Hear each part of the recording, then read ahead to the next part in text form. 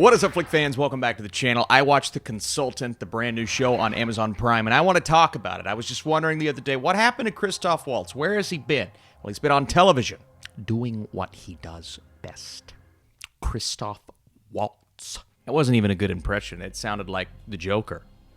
You want to know how I got these scars? When the boss of this company suddenly dies in the first episode, which was a shocking moment, within 24 hours, a consultant appears, and our main characters, they start helping this new boss. And Patov's goal is to make the company more efficient and allow them to become profitable again. But what they don't know is that there may be more sinister motives at play.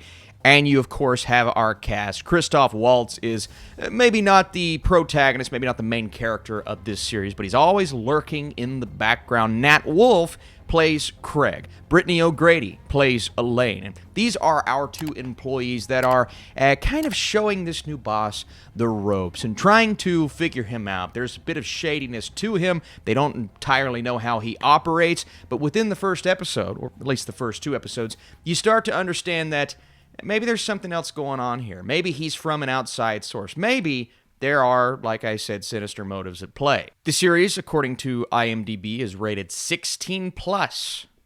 Is that a rate? I guess it's a rating. And I would assume it's because there are extremely terrifying moments in this series. Cursing, a bit of gore and violence, and if you work in an office, this is like the most terrifying office scenario ever. And it's very simple in the first episode. I thought it was going to go down the route of, ooh, it's a gaming company. It's going to show how maybe kids play game. I had no clue what this series was about.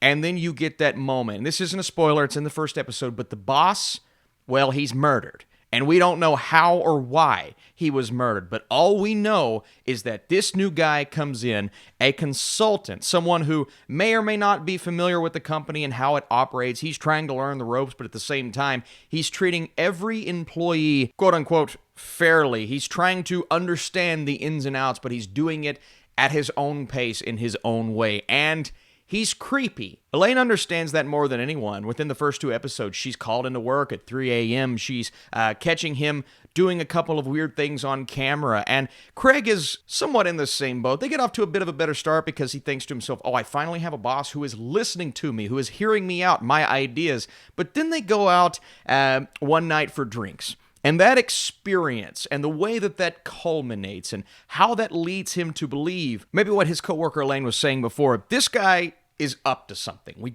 don't know what he's up to at the beginning, but there are strange plot points that continue to get introduced that will inevitably blow your mind if you're invested in this show. One thing I love about this series is how they build up this boss in such an intricate and slightly creepy way. You don't need to do much more than to give the material to Christoph Waltz and allow him to do what he does best, and that is come off as a sinister individual without doing too much. It's the simplicity of the performance. This show doesn't work unless you have him as this character, and he works effortlessly. Every line of dialogue is delivered in the way that you expect Waltz to approach the character, right? So he's not doing anything different, something we haven't seen before, but it really does ride on that performance. He is sinister. He's a character who lives at the office. He's calling the employees all day and night. The atmosphere of this work environment is tense. He's creating a cutthroat environment, an environment that office workers,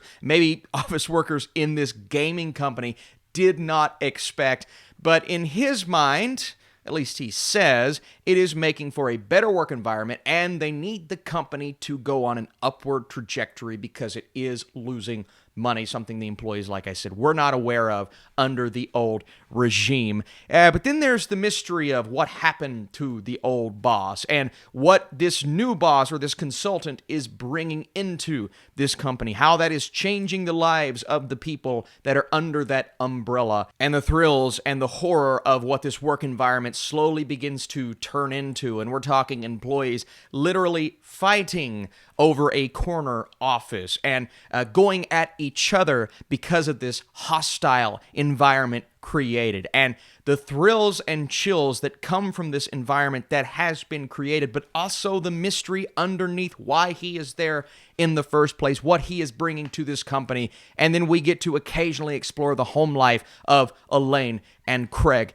It makes for a more entertaining and compelling show than maybe I expected. Now, there are things within what is built up and the questions that we do not get answered in The Consultant that do come across as frustrating. As well as the show moves, I mean, the pacing was really solid, 30-minute episodes. There were opportunities to explore more of, especially what they set up in the first episode, because they set up this sadistic new ruler, if you will, as something.